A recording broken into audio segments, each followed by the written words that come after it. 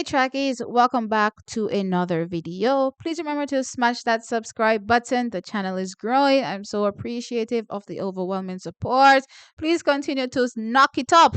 Also Trackies, just let your family, your friends know where TXT Track Time be at so that they can get themselves subscribed as well. Also Trackies, hit that like button. Yeah man, that's how the video gets to more eyes actually when you guys hit the like, and you guys have been hitting the like, so I really appreciate it. Also guys, please share the content if you care. I hope you care, so share. And yeah, the comments, oh my gosh, you guys have been so interactive. I'm telling you, ever since what went down with TVJ, you guys have been supporting me to no ends. The comments have been coming in, the discourse, I'm enjoying it. Sometimes you're a little bit rude. Sometimes some of y'all are a little bit rude, but hey, I guess it comes with the territory of being a trackie, I suppose.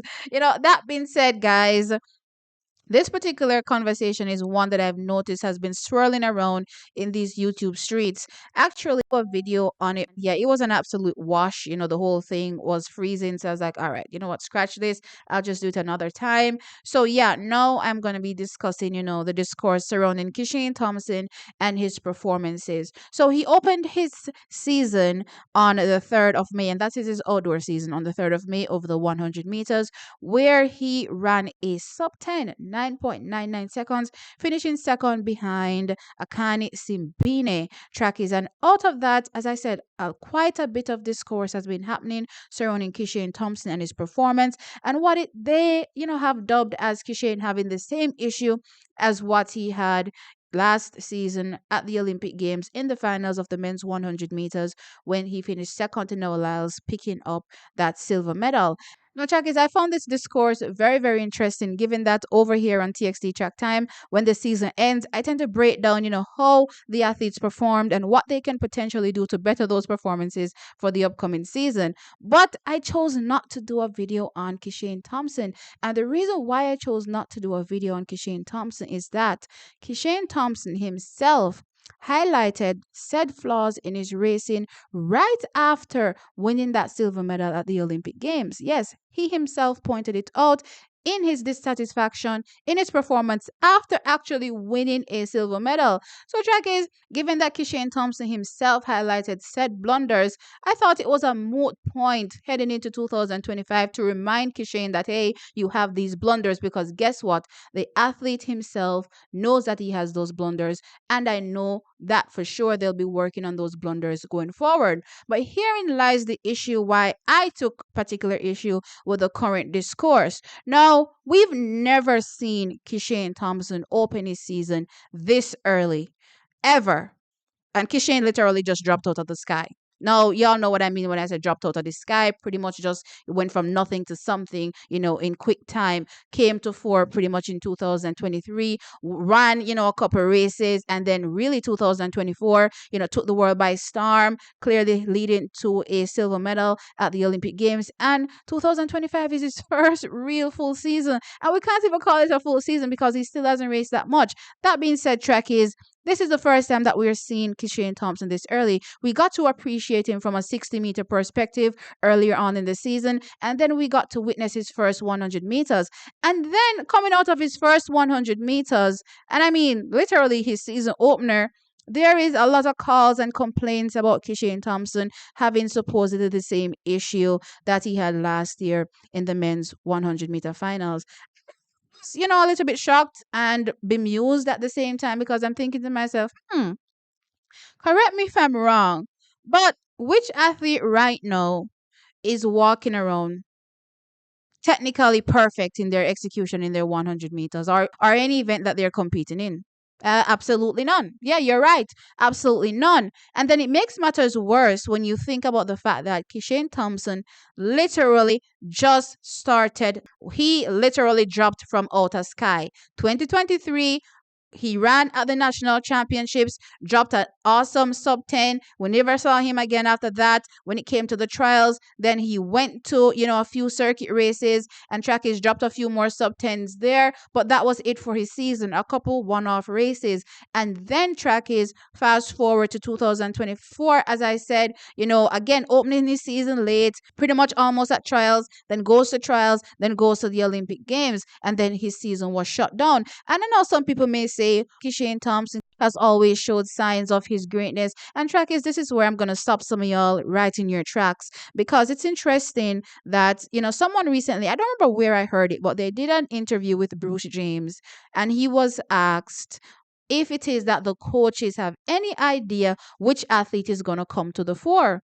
Bruce James said, absolutely not. They have no idea who is going to come to the fore. So, in seeing Kishane Thompson eventually come to the fore, track is these coaches, when they go in, with these mass amount of athletes that join the program, there's no telling which one of them is going to be that breakout star. And it's the same thing for Kishane. So, yes, he was competing prior to 2023. But as far as I'm concerned, track is I never saw no signs or any indication saying that Kishane was just going to go from what we saw in 2022 to running sub 10 in 2023. Crazy improvement as far as I'm concerned. So again, I'm just going to reiterate that Kishane Thompson literally dropped out of sky.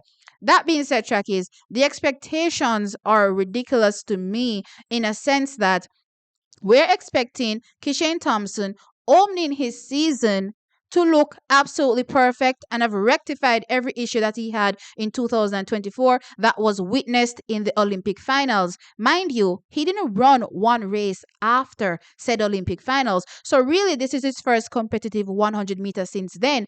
And somehow, miraculously, we're expecting every flaw to be fixed. I'm thinking to myself, like, which planet are we living on? And then I know some of y'all may say, hey, T, but aren't you the same one that keeps pointing out flaws for separate athletes? And I said, yes. Yes, I do. But there's no expectation from my end, and neither do I deliver it as an expectation for it to be fixed right away. Case in point, Rashid Broadbell, when he came to the fore in hurdling track is, yes, he was doing awesome, but there's something that I always pointed out from a technical perspective. His racing need a whole lot of cleaning up. So I said, guess what? He's winning, he's running fast, but there's so much more room for improvement. His start needs fixing, and he needs to stop hitting all those hurdles on his way to the finish line.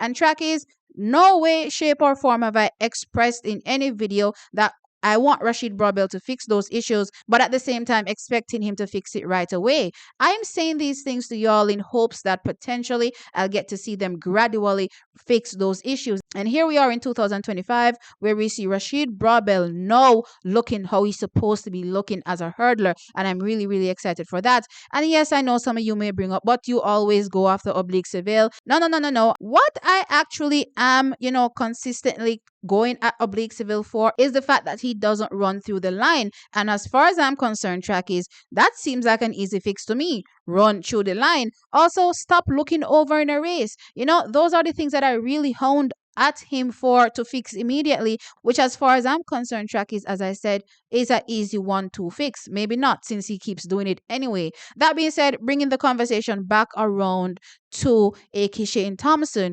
right? So we have a man that has gone from nothing to something, has quite a number of flaws in his racing pattern, especially exhibited in the finals for the men's 100 meters. And here we are in 2025. He runs his first race, and immediately everybody's losing their mind and saying that, oh my gosh, Kishane Thompson has the same problem. And I'm thinking to myself, like, what is happening here? Like, ain't everybody right now using these races to literally fix their flaws incrementally, like gradually? This is a process, not something that will be done overnight, especially in your first race of the season, given that your last race you exhibited said flaws that everybody is talking about, right? So how is it that you're going to go from that to immediately fixed the following year, your first race? Crazy expectations, track is, as far as I'm concerned, given the fact that there's no athlete that I can point to right now that is flawlessly technical in their capability. So I don't know how we are sitting here watching athletes that are competing for 10 years strong, and they're not flawless in their technique, yet we're expecting a Kishane Thompson that has yet to have one full season, just beginning his first full season, and you can say maybe you can chump this all together into one season. As far as I'm concerned, everything that Kishane Thompson has done so far, you can chum it together in one season. So you're going to say that an athlete in one season, pretty much, is going to fix every technical flaw when every athlete out there still competing to this day is still technically flawed. Crazy, crazy, crazy to me, trackies, and it's crazy, as I said, to expect it to be fixed in one race. What we are looking for is incremental improvement, and I for sure am not looking for that incremental improvement in one race. I was happy seeing him opening season in May, dropping a sub 10. A man that was more sharper won the race. Okay, great. But that certainly doesn't take away from Kishane Thompson's quality and the expectations at least I have for him going forward in the sprints in the men's 100 meters. I definitely think he'll be getting stronger. As I said, as far as I'm concerned, I take comfort in knowing that Kishane Thompson himself knows that he has these flaws, because sometimes we have athletes that pretend that they don't have any flaws, and they find every other excuse under the sun to tell you why their race went bad. At least I take comfort in knowing that Kishane Thompson knows that he has said flaws, and I know he'll be working on said flaws going forward, but I'm not expecting a magical fix, and I don't think it's fair for any track fan sitting down to expect Kishane Thompson to have some kind of magical fix in his sprinting technique, right? And I definitely think that we just need to exhibit a bit more patience and understanding when it comes to Kishane Thompson. Anyway, trackies, let me know your thoughts in the comment section below. Do you think the criticisms levied at Kishane Thompson's feet right at the beginning of his season are a bit unfair? I definitely think they're unfair. Let me know your thoughts in the comment section. Like the video, of course, and subscribe to the channel. I'll catch you on the next one. Bye.